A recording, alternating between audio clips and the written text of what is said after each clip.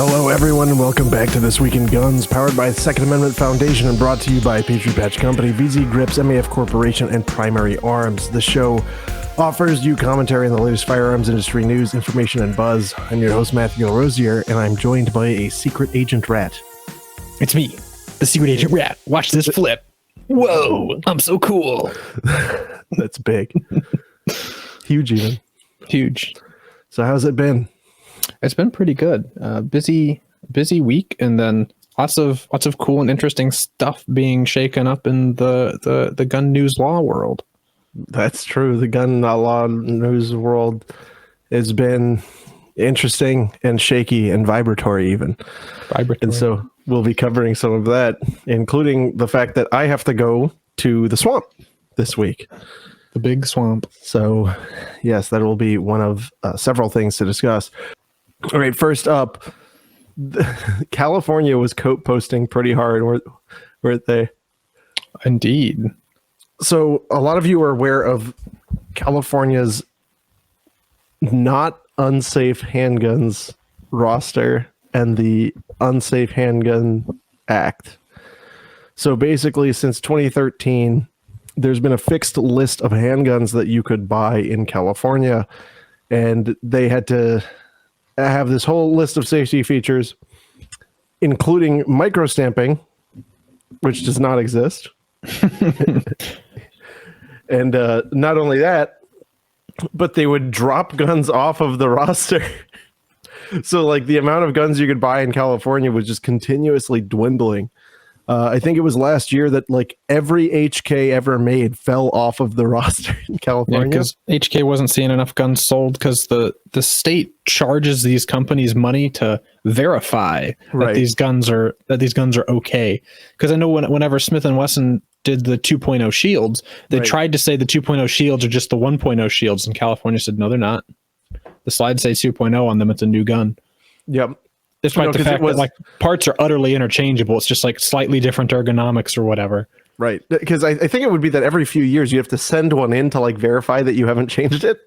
And I want to say it was like thousands of dollars companies had to pay. Right, like it wasn't just some like it wasn't just California covering its own cost. It was California having a money making scheme for you, the gun company, to ascertain your right to sell guns in the state, which is insane. Right, and once your model drops off, it's not getting back on because it doesn't have microstamping. It's actually impossible.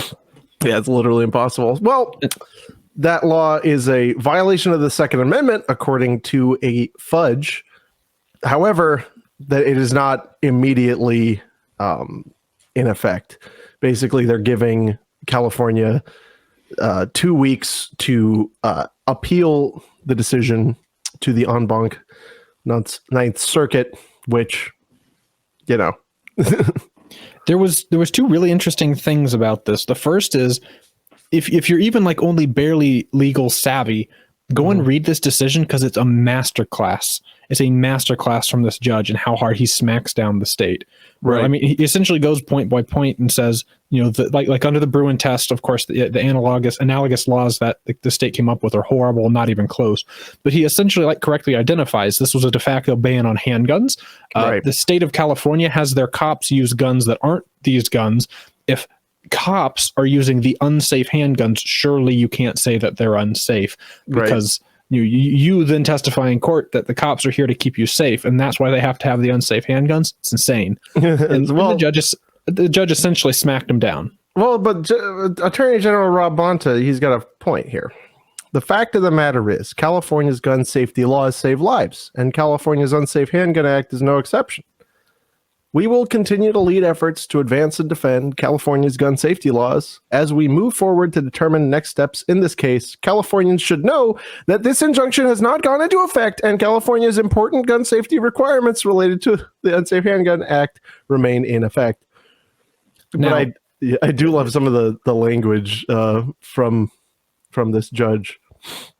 The second thing there that I wanted to mention is, it plays off of Bonta's language.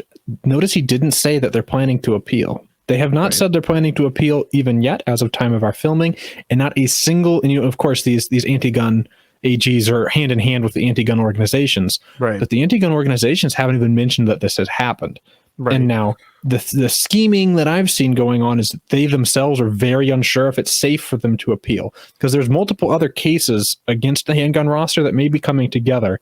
And they probably, if they lose at appeal at the Ninth Circuit, it's devastating for them. And then if it goes up to the Supreme Court, it's really bad for them. Right. If they lose, at least.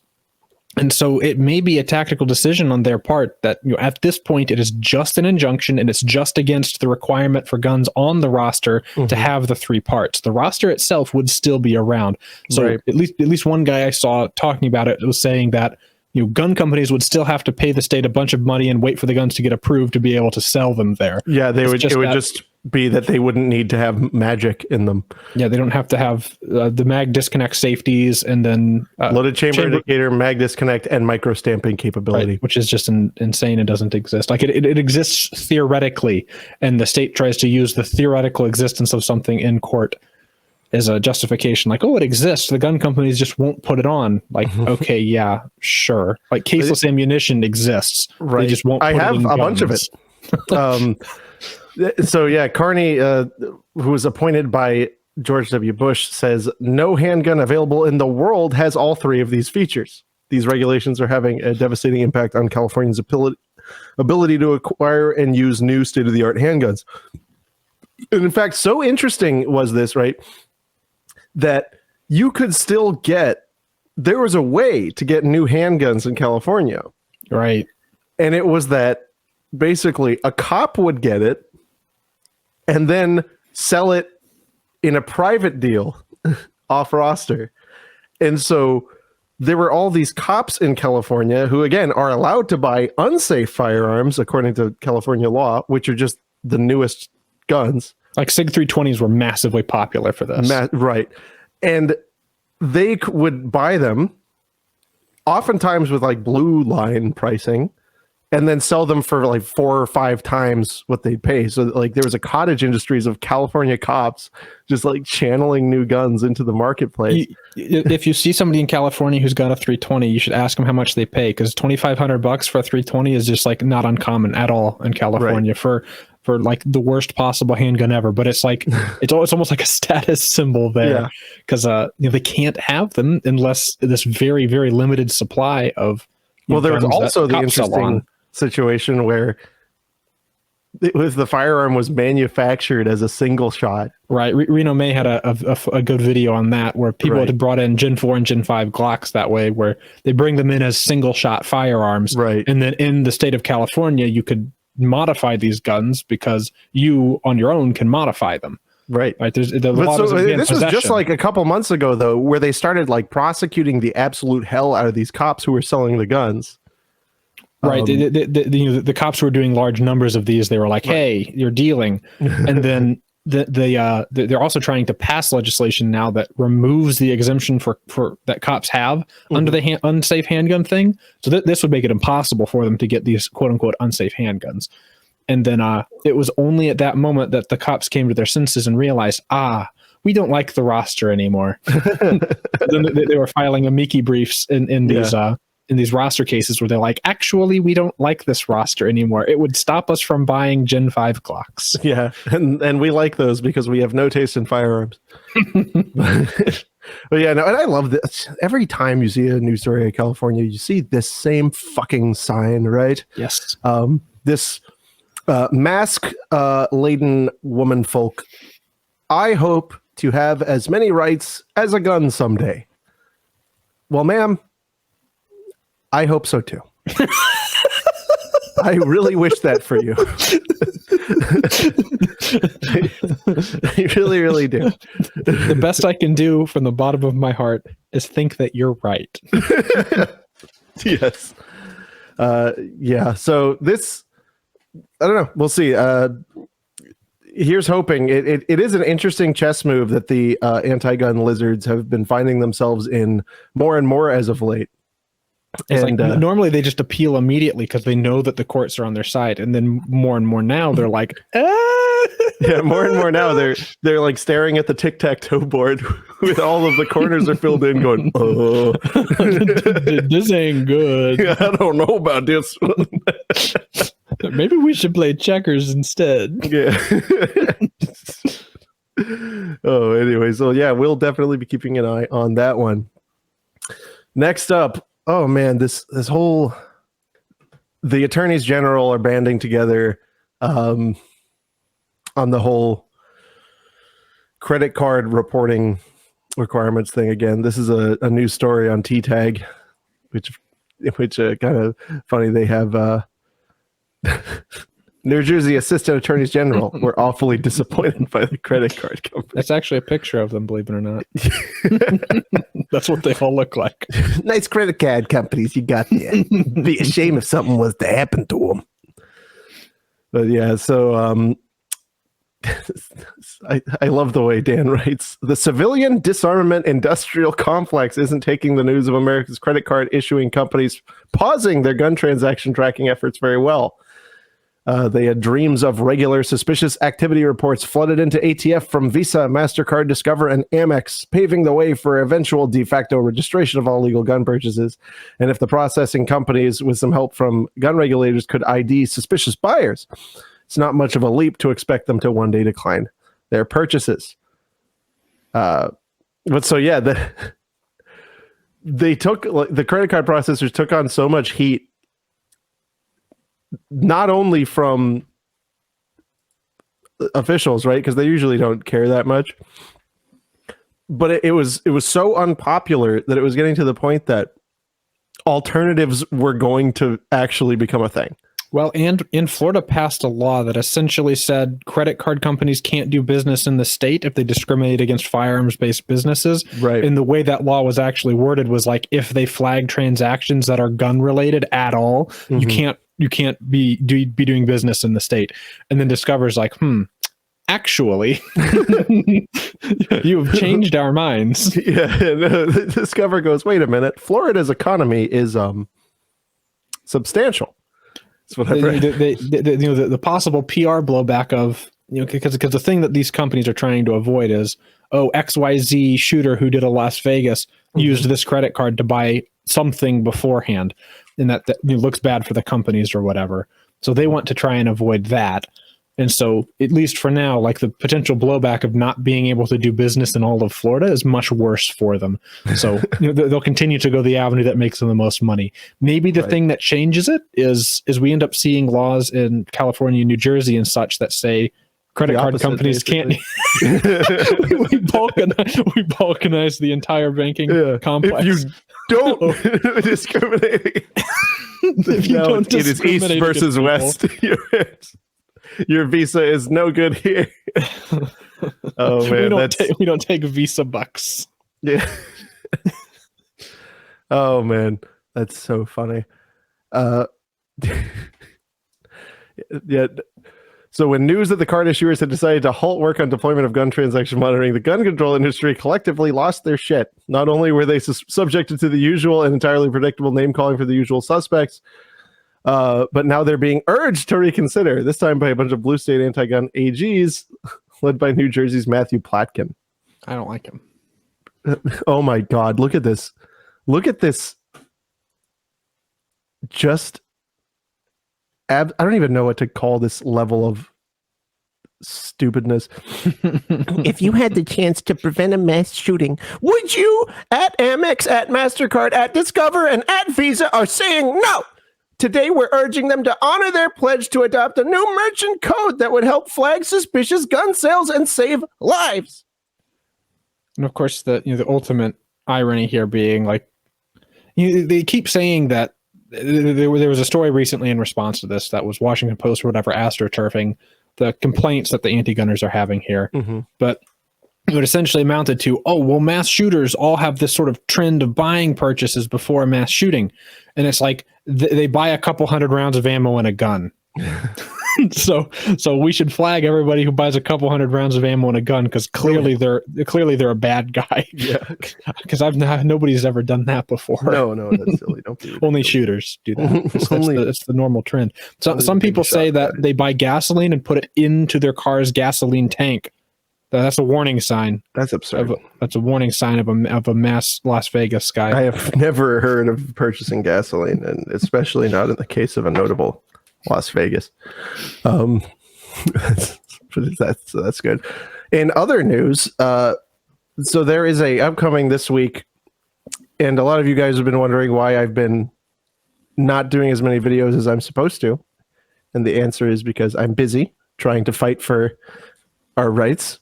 And, instead of just bloviating with, clickbaity headlines, talking about absolutely nothing.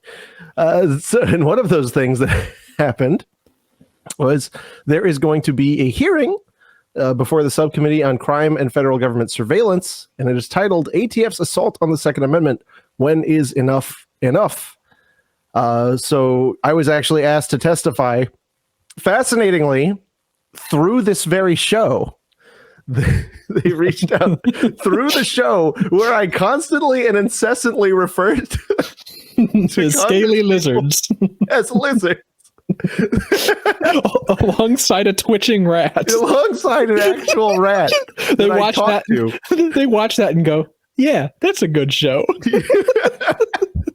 So, but I mean, and I talked to these guys, and they actually kind of knew their stuff.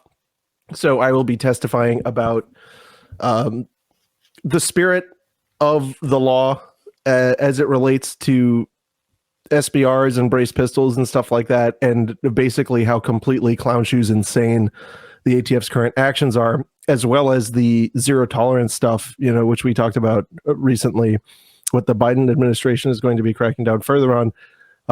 They wanted to hear about my experience as a legal practitioner, actually representing people who have been before these ATF revocation hearings. And so I just submitted my written testimony, and I am getting on a plane to the swamp tomorrow to go and wear the fancy suit and Croatian torture device that they call a necktie. And go do that. So you guys can check that out. That'll be 10 a.m. on the 23rd of the year of our Lord, March 2023. So I thought that was kind of cool. You know what else I think is kind of cool? Guns. VzGrips.com. VzGrips.com is made in Florida. The G10 alloy, they got a patent on it. You can get all kinds of different things available for the Beretta CZ75 and 92 full-size compact palm swell. You can get the whole grip, or you can get part of it. They do sell grips that are only shorty editions. In addition to such, you can acquire the knife. The knife is made of the G10 alloy as well, and you can get this pencil, which is definitely... Wait, what the heck? Think you're wrong? There's a way to get the pencil. Yeah. But you have to send them an email and ask them for the free Jolly Rancher rebate as well as the tactical pencil. Yes. Well, but check out all their stuff. It's really cool. And if you use the code ThisWeek15, that's THISWEEK15, you will get 15% off your order. People complained recently that the code was not working.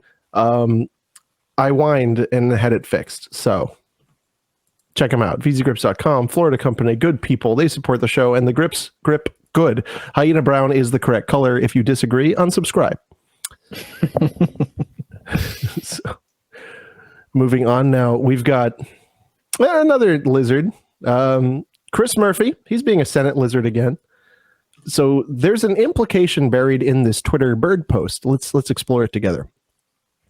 So we have here a graph. The U.S. civilian gun stock has grown significantly. This is from The Trace, where our friend Brendan works, showing the amount of firearms in private hands from 1950 to 2020, showing a substantial increase after 2010, up to over 400 million, which I still insist are rookie numbers. This is barely more than one gun per person. But Chris Murphy asserts that there is no way to address the homicide, suicide, and mass shooting epidemic in this nation without dealing with this massive explosion of guns in the United States. So what is buried in here? Let's see. Am I missing it? I might be missing it. But he's saying, like, basically suggesting confiscation of some sort. Oh, I see. So yeah, they want to cut down on the existing proliferation. Yeah, I see. without dealing with this massive explosion of guns? Well, I'll tell you one way to deal with exploding guns. IO Inc. has already stopped making AKs. They're done. They're out. They're out, and they will dwindle in time as their trunnions yield to the ravages of time. But I mean, but there are still Pioneer Arms guns, I guess. Or who else? Who else explodes? Century had some troubles. Mm-hmm. The RAS. The RAS, yes. So yeah, something has to be done about those exploding AKs, the guns that are ordnance. That is strange to see. Like, and again, I guess it's because the Second Amendment does get to exist as a second-class right, at least for now, or at least be treated that way. But imagine a politician saying we have to do something about all these authors or all these independent journalists. We have to shut them down. Like, we've seen an explosion of people doing their First Amendments. We have to stop Lincoln them. said that, and everyone liked he him. did say that, and he was a really bad guy for it. It's like, well, hold on, these newspapers are making it harder for me to get elected. These newspapers are being mean to me. Let's arrest them for nothing. Let's arrest them for being mean to me. So maybe we can do this. It just depends on, the flavor of the day. Yeah. But anyhow, Chris Murphy, obvious lizard, complete clown. So let's move on. So do you remember, was it like a few weeks ago, there was that decision overturning the 922 prohibition on people subject to a domestic violence restraining order? Yes. Well, we weren't sure what was going to happen, right? So it was the Fifth Circuit, right, which has been very spicy in the firearms field. And by spicy, I mean doing their jobs as jurists and actually applying precedent. That said, hey, you don't lose your constitutional rights from non-judicial proceedings. It'd be insane for any other right to be treated that way. Like, you lose your right to vote because somebody he said she saided you. Right. And so again, it was a 3-judge panel on the Fifth Circuit, and this was again one of those tic-tac-toe moves where we thought that the government was going to go, let's leave this alone. Let's just let that sit there. Let's let Texas and Louisiana exist, right? But they filed a petition with the Supreme Court. This will be really interesting. I don't see this going well for them. I feel like Supreme Court denies cert. But the denial of cert is something, right? It carries some weight. Yes. Because it was decided in the favor of gun rights. Exactly. Exactly. So there is, I think, the best thing they could possibly hope for, if you're the government, is what's called a GVR, which is a grant, vacate, and review, which is basically the court saying, "Oh, look again," right? Right. But I don't think that's what's going to happen here. Right. GVR in light of what? Right. Yeah. I feel like it's pretty well, unless the Supreme Court just lets it sit, because the Supreme Court knows they're going to be reviewing New York's carry ban, because it's the state of New York's. And I guess I'm skipping some of our stories. State of New York's essentially admitted in court they're like disregarding Bruin. Right. But the Supreme Court knows they're going to be reviewing that. So they may end up clarifying that case and then GVRing the domestic violence one, because it's a hot tamale, because it makes for horrible headlines no matter what. Because everybody wants to say it's like, oh, it lets domestic violencers get guns, which obviously isn't good, because like people who actually do a domestic violence are bad people. But that's not exactly what this ruling was. This ruling was people who haven't committed a crime don't lose their rights because somebody he said she saided them. Right. Well, but on top of that, the Fifth Circuit was like, they tried so hard, right, to couch it in terms of, we're not saying that this isn't a good idea. We're saying it's not consistent with Bruin. And it's like, well, it's not a good idea though, right? There's a fundamental due process problem. But the DOJ, I guess they couldn't let this one lie. And I have to imagine that it's orders from on high, because this fanned up enough flames that it's like they can't. And it was in news and widely publicated. If DOJ doesn't appeal this and take it to whatever end it is, it's going to be it's going to look bad for Biden or whoever ends up carrying the bag from this point forward. So let's just so you guys know about the case. The case was US v. Zeki Rahimi.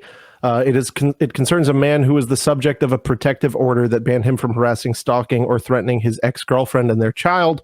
He was a real piece of shit, by the way. He probably was. The order, this guy probably sucks. The order did ban him from having guns. And then in Texas, he was found to have a rifle and a pistol in his house. He was indicted by a federal grand jury and pled guilty. Later on, in light of Bruin, he challenged his indictment, arguing the law preventing him from owning a gun, again, with no due process, right? No actual convictions was unconstitutional. And I think he's right. I do agree, although I think he may.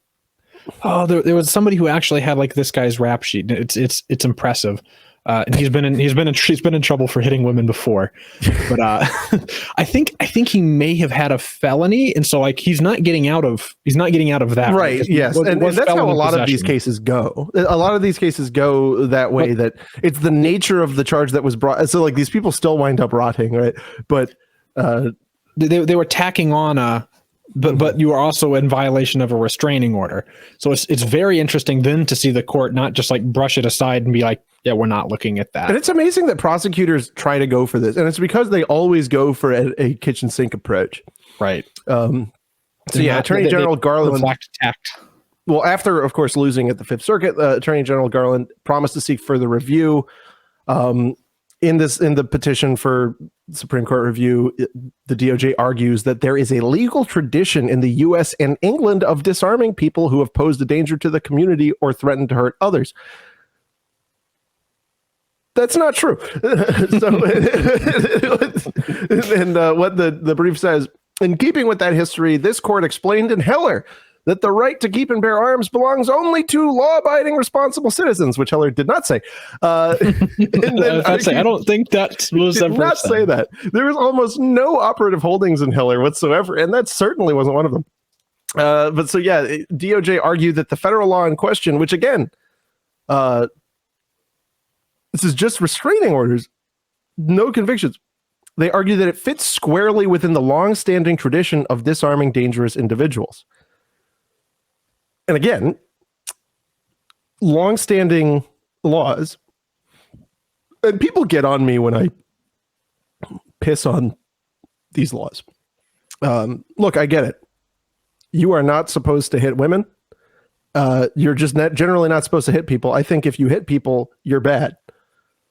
However, due process is due before your rights are taken away. Absolutely. And the history in this country of disarming individuals were those who had proven themselves to be completely disaffected to the cause of liberty or otherwise guilty of felonies, which at the time, right, there were not 400,000 of people. Yeah, it was all like tantamount to killing people or stealing something from somebody or enslaving them or whatever. Well, it's like it's not even just regular old larceny, right? Which was generally a misdemeanor. It was burglary. The type of theft. Right. That there has to be some force. Like it was all like all of what we call today like forcible felonies was just like that was felonies. Real felonies. They're called common law felonies. Right. The extent of felonies was forcible stuff. Mayhem, which is, lopping people's limbs off and things, right? Like that's the type of stuff that they would disarm people for. And even back then, they would often give your gun back the moment, like they would hold your gun for you while you were in jail. Because, there was a presumption that you have served your purpose. And in those jurisdictions where they didn't give them back, if you had proven, that you were a peaceable person and friendly to liberty, you would get your rights back. And that is just not the state of the law today. So I think that the majority of 922 prohibitors are constitutionally suspect. especially ones that do not involve any adjudication of guilt, which include this one. And then also, I think most problematic is the Lautenberg amendments, which added misdemeanor crimes of domestic violence, which is just wholly inappropriate for any misdemeanor to come with a lifelong civil rights disability. So we'll see what happens there. But what I think is going to happen, here's my, Monday night quarterback, whatever thing. I think this will sit on the list, not get granted until the end of the term, where it's just summarily denied. Summarily denied. That's with no dissental, no opinion. That's what I think will happen. I think it's either that or whatever they decide to do with New York. They made GVR where it's like, hey, but look at what we did here. And I don't see it happening. So like, yeah, I don't see it. I don't see that. But hey, stranger things have happened today even. Speaking of today, as you guys are aware, this channel, the Fudbuster Industrial Complex is partnered with Second Amendment Foundation.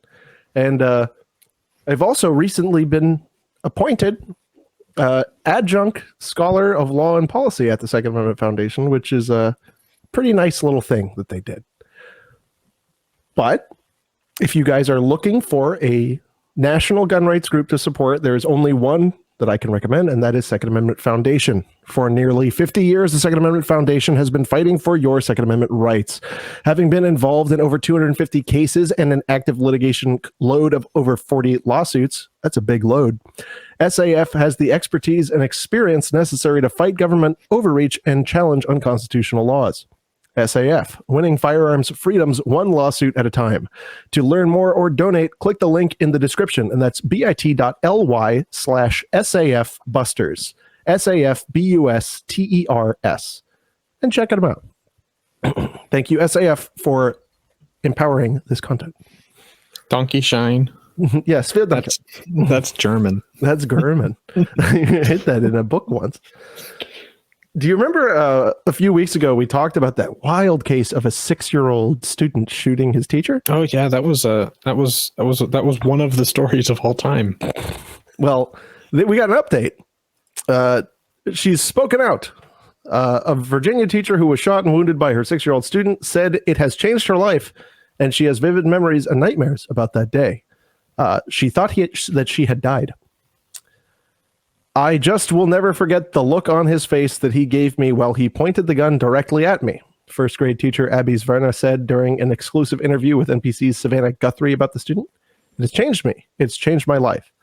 She said she's still in shock and can't make sense of it. In a portion of the interview that aired Monday morning.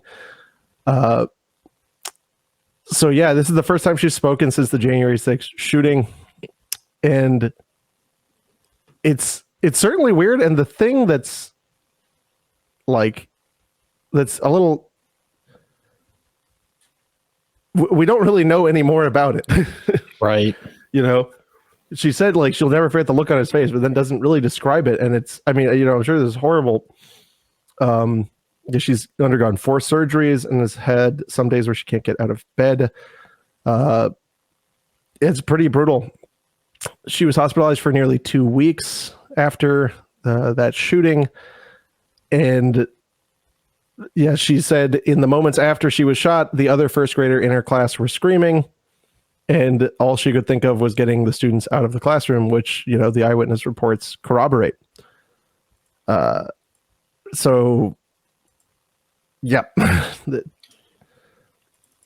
know the one interesting, I don't remember if we had worked the update in, but I know that the last thing I had seen is that the school itself had a call come in that said that there was a kid that was in that particular classroom that might have a gun.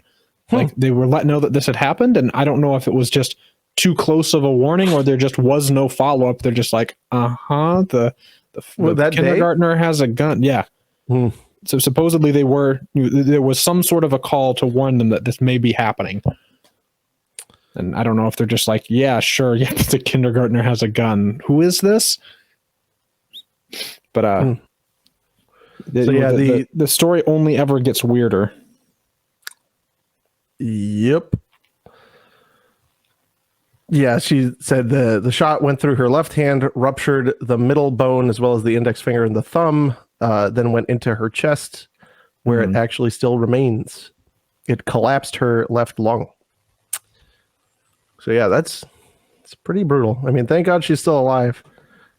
But I do want to know why. And I know we may never get a motive out of this 6-year-old, but I want it, right? Very badly. Still, there's more explanation for this one than there is for Las Vegas. So this one adds up more clearly than the other one. So I mean, that is a point to make. Speaking of other interesting, so we have a Georgia man who he tried to flee a traffic stop and accidentally shot his passenger, which is, a thing that we do. Understandable. So it happens. Yeah. A LaGrange man was arrested after he fled a traffic stop and then accidentally shot his passenger when he tried to throw the gun out the window.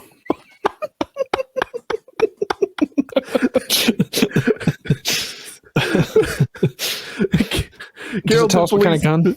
Let's find out. Carrollton police said an officer spotted a car that was failing to maintain its lane. The officer ran the car's tag and found that the car's owner had an active warrant.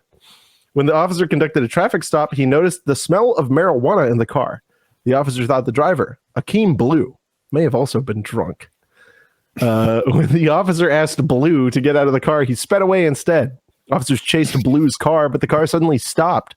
The car's passenger, who had not been identified, told officers he'd been shot when Blue tried to throw a gun out of the window. No, they don't mention anything about the gun. Yeah, Blue was arrested for felony fleeing, possession of a firearm by a convicted felon, DUI, reckless conduct, possession of marijuana, failure to maintain lane, and simple battery. I like that they threw in failure to maintain lane there. Jesus. Damn, Blue, they got our boy Blue. He's gone. He's done. It's over. Oh man, this thing's gonna be good after we talk about another one of our sponsors. It's MAF Corporation. Ils sont le manufacturier d'armes et carillons de Floride. Nous avons de absolument meilleurs prix dans les composants de toutes des armes à fruits. Nous avons AR-10, AR-19, AR-9. Nous avons des canons, des autres composants comme... et aussitôt, nous avons quelques chemises. C'est-on posséder un petit vending machine, hein? C'est chouette, hein? And if you go there right now, you can use promotional code FRN and get 5% off whatever bullshit you want, okay? We. So yeah, go to maf-arms.com. There's all kinds of stuff available for sale. Check it out. There's good prices. Look, here, full-length reloading dies for the 11 by 59 millimeter GRA. You don't get the croissant. Every time, whenever you're doing your little bit of hand loading, how many times have you guys been doing your hand loading and you go, I forgot my 11 millimeter GRA reloading dies. It happens to me almost every time. You should pick up an extra set just to be careful. I love the description for the GRA dies. The dies themselves are actually incredibly hard to find in stock if you are a person who partakes in the Francophile shooting sports. Yes. So let me read from the description of the GRA dies. Greetings, my dear customers. I am Dr. Pierre Lagrange, a mad scientist hailing from the swamps of Florida. I have come to you to present to you a most extraordinary invention, GRA dies. What are GRA dies? Well, my dear friends, it is a product that will transport you back in time to the most pivotal moments of French history from 1874 to 1914. With GRA dies, you'll be able to experience the grandeur and glamour of the Belle Epoque, witness the rise of the Eiffel Tower, and even attend the coronation of King Edward VII. That sounds pretty big. That's a very good value for the amount of dollars that this price costs. Yeah. Be sure your craw is in good working order before you load for it. After all, they are all certifiably old as shit. That's good. Again, maf-arms.com. Check it out. So Henry, and I apologize for my bad French. I'm tired. Although all French is bad French. Let's be honest. As opposed to good French? It's a dead language. Anyone in the comments who's like, oh, your grammar. It's like, go ahead and out yourself, Francophone. Idiot. Why don't you just let me look stupid instead of yourself, too? Look at this thing. The Henry Homesteader 9mm.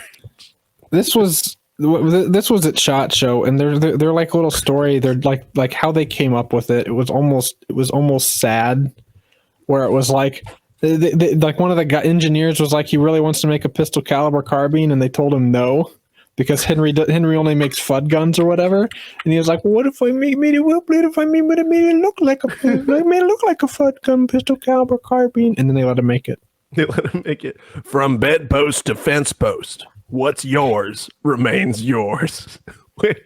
Oh my god! So yeah, this thing for you audio listeners, it looks like your typical like self-loading 22 FUD gun, right down to the cheap as shit looking squared off handguard with machine checkering, right, and the bogus ass square bottom pistol grip stock. Like it's completely devoid of any life. Like it looks a lot like a Winchester 63. Exactly. And so then when they describe it this way, it's described as with the brawn of a workhorse and the beauty of a show pony.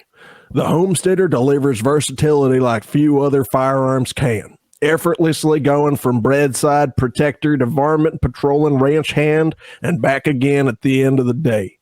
Don't let all that work trick you into thinking it's all business all the time, though, because a trip to the range for some casual plinking will prove that the Homesteader also knows how to have fun. They literally wrote it in that voice, too. It's like, just like, and then they just have like just a picture of a coyote.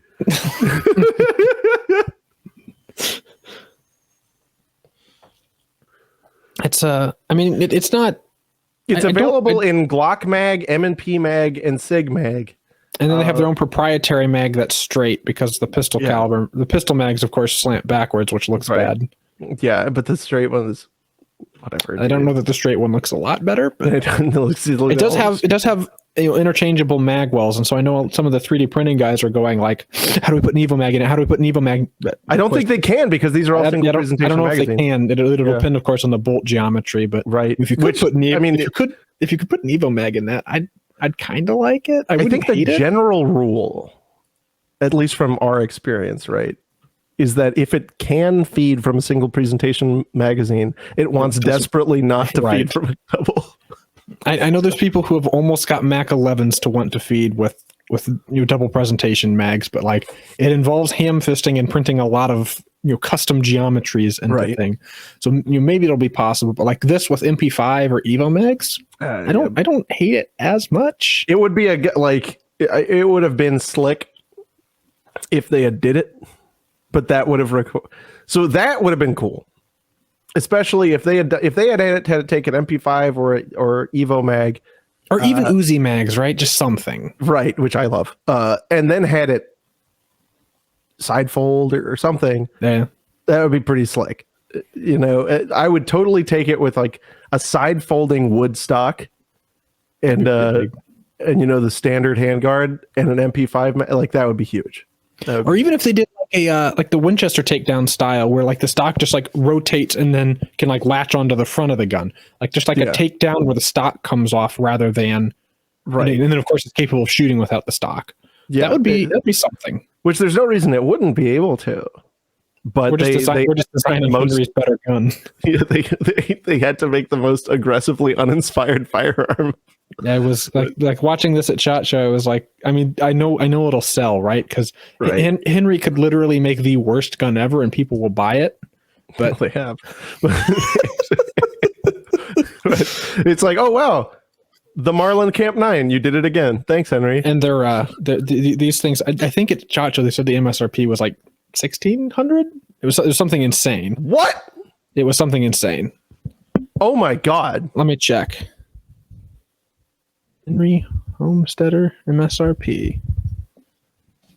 Okay, $1,000 MSRP. Okay, I must have had that confused with something else. But even at $1,000 for a blowback 9, a blowback 9 with as much inspiration as like my dog's breakfast. I can compare that to a. Oh well, no, it does have a threaded barrel. I compare this to a sub 2000 or even M&P, the Smith & Wesson new foldy gun. Yeah. Like it's not a competition. No. So yeah, that's the thing. All right. So now we're going to talk about New York's Bruin response bill, which is a little stupid. Of course, it was fun. Mm-hmm. They got slapped a little bit. So this was all of those hearings, right? I think there were like 4 different lawsuits. 4 cases that I think at this point are consolidated. Right.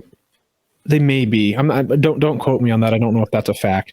But there's currently 4 different big suits that are all tackling different angles of this law. And there's like a patchwork of injunctions currently where like different cases have different injunctions against different parts of the law. So it's kind of a mess at this point. And everybody knows what it's kind of a mess, like Kathy Hochul's her eyebrows. Kathy Hochul's post-operative treatment for her like daily plastic surgery. It's like this is everybody knows this is a Supreme Court bound, right? Right. And they even said like I listened. I was doing stuff and then using this for background noise. So I listened into all of they had their oral bickerings. Right. In front of this 3-judge panel. And the 3-judge panel wasn't very gun friendly. So the outlook on this isn't great. But the 3-judge panel, I think, said 2 or 3 times that we all know that the Supreme Court is going to tell us what we do wrong. Like they're so confident in what they're going to come up with that they know that the Supreme Court is going to shout them down anyway. Which is like, our judiciary is not inspiring faith in our judiciary, which is an awesome thing to see. That's great for him, but like assisting in stability, especially in in the present state of the economy and political climate. But hey, whatever. It was interesting to hear, and of course, the things that are being challenged is like.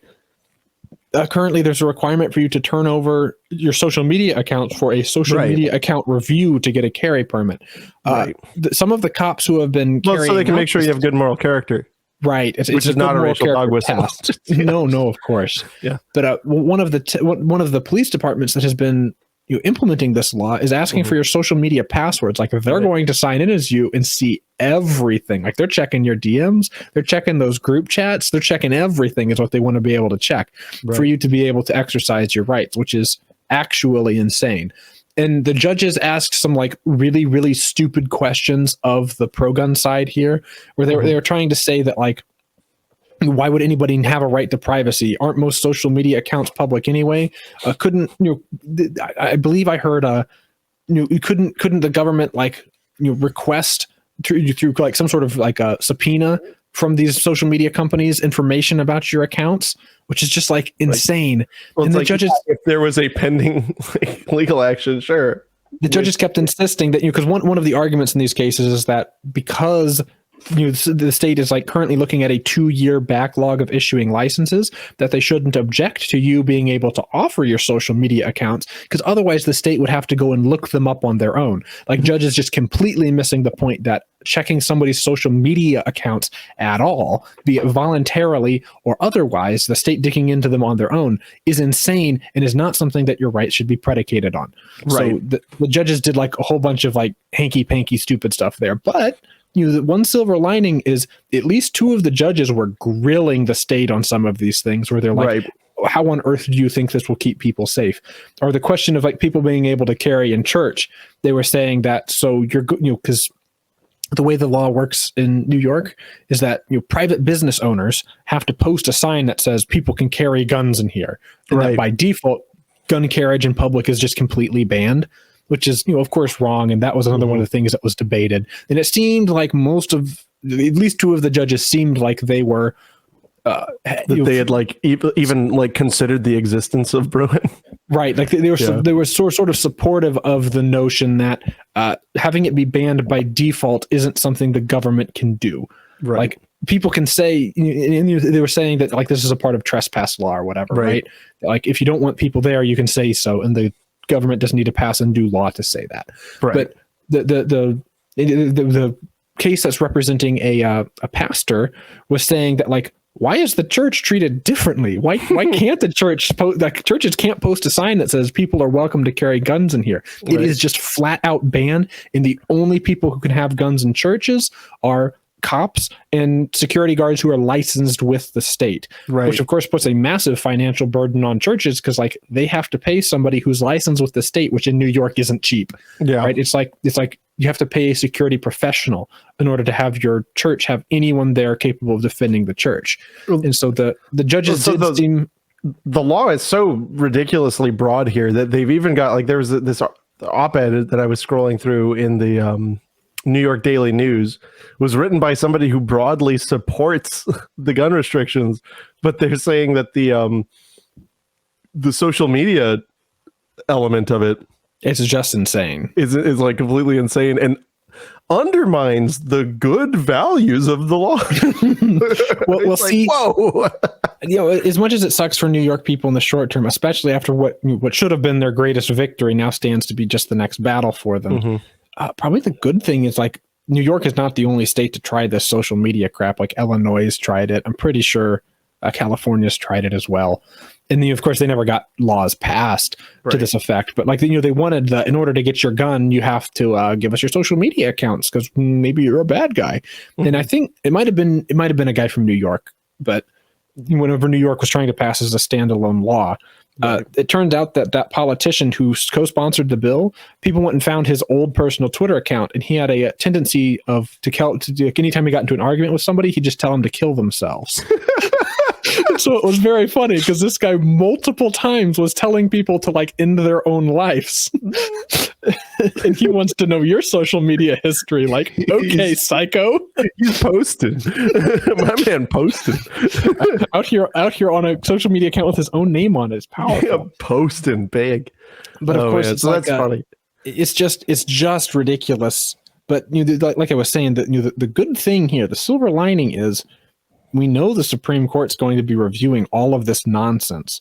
And now they're going to be able to review, the carry nonsense, plus the question of good moral character, plus the question of, can the government ask for your social media accounts before you may exercise your little right? And the answer is going to be no. Well, it'll depend on what questions are certified, too. This is just like such a ridiculous, like, smattering of important legal questions, right? And also I do expect that the Supreme Court is probably actively pissed at New York because they're doing it on purpose, right? Like the Supreme Court literally said you can't do this, and then New York's like, okay, we're going to do it. And you know what, we're going to do it double. Yeah, we're going to do it worse now. I mean, and on balance, what they're doing now is actually worse than what was there before, because they just replaced proper cause or whatever, showing cause with good moral character, which is intensely suspect. Right, intensely suspect. So this will be a good one to watch. Last up, boys. It's Patriot Patch Company. Drop is live. Let's check this out. What can you get on Patriot Patch Company right now? And remember, promotional code TWIG10, TWIG10 is going to give you a discount. It's the Poke Wars patch drop number 2. This is a reference to popular culture, I believe. This is I believe it is a Star War mixed with a Pokemon and hand grenade thing. Hand grenade? That's a potion, son. Oh. He's not a Pokemoner. Oh, I see. When I played Pokemon, the pixels were too large to actually know what anything looked like. So, like, I remember the potions, but it was like 8 pixels. Right. So, but yeah. Oh yeah, it does say, hello, shall I heal team? Yeah, that's funny. Only 100 made of each. Guys, you can still grab it. Use promotional code TWIG10. Get the Pokemon patch drop. Sign up for the Patch of the Month Club. You'll get a nice little morale drop every month. And Patriot Patch Company is actually a pretty slick group of dudes. It's patriotpatch.co. They have been banned from most social media, so you know they must be doing something right. So check them out. you know they're slick because if you ever see them in public, you can rub their faces, and they're very aerodynamic. Yeah, very, very. They like it when you do that. They love that. That's their favorite. Yeah, yeah. But so yeah, patriotpatch.co, promotional code TWIG10. Thank you guys for sponsoring the show. And that is it for the moment, unless you're gonna. I think no. So here's our Illinois update. There's no update. I mean, there's like a couple amicus briefs were filed. I guess like one little funny note is the state had to go paragraph by paragraph for the the asks for injunctions in all 4 cases and say whether or not they agreed with the paragraphs. They had to answer each paragraph, and it was very funny because like sometimes it was like there was a claim that it's like there's 25 million AR-15s in America, and they're like, we disagree. All right. Do you have a countervailing source? Because it's probably a higher number than that, really. No. Like, and so it's very funny because the state's of course going to cross their arms and stomp their feet and go, no, we don't have a no. We disagree. They disagreed that the key holding in Heller was that people have a right to own common arms or handguns or whatever, and it's like I don't think you should disagree in a court. Like you can disagree privately, but in front of a judge, it's probably not smart. We think the Supreme Court is wrong. It's funny that if you're the government's lawyers, you can just like say whatever. And so yeah, that's the there's no action on the state cases, except I guess the state police did say that as far as they're concerned, the law being ruled unconstitutional doesn't mean that they can't enforce it. Insane. And so the state cases, as far as everybody seems concerned, is the ban's sticking around for now until the state Supreme Court absolutely craps on these state cases, because that's what they're there to do. Right. And then with the federal cases, on the 23rd of this month, the plaintiffs, so the good guys, are going to be replying to the state's previous replies, and the state's previous replies were riddled with errors, and so I'm sure they'll poke holes in those. And then we'll have a hearing early in April. I think it might be April 2nd. And then after that hearing, the judge could drop their answer to the injunctions at any time. So here in early April is probably the timeline for injunctions to drop. And so that's good and very exciting. And then on the question of the amicus briefs, the anti-gun ones were hilarious, right? It's all of the same, like, 223 is so much more powerful than 9mm. And so this law doesn't ban 223, and then it still bans lots of guns in 9mm. Yeah. So it's like it's like obviously they're copy pasting their amicus briefs from all over, but like, geez, guys, come on, you're the thing you're advocating for isn't what the law does. I was paid to show up. And I don't think we mentioned last time the Illinois State's Sheriff's Association, which represents like, I think it represents all but like 2 or 3 counties' sheriffs, as well as a bunch of people who are like sheriff's advocates, who ordinarily I'd just like call cop simps or whatever. But they did do a one respectable this time, where they said that like, we think this law is unconstitutional. We think this law is bad. We think the only thing this law can do is cause conflict between the police and good people, and that they don't really want that. And so I thought the way they worded it was pretty good, and that it's cool to see like this organization that represents essentially all of the sheriffs for the counties and the state come together and say like, yeah, we think this law should be stopped in its tracks. It's kind of exciting. Oh, that's pretty big. Awesome. Well, everybody, thank you so much for coming, and as always, we will see you next time. Goodbye. Goodbye.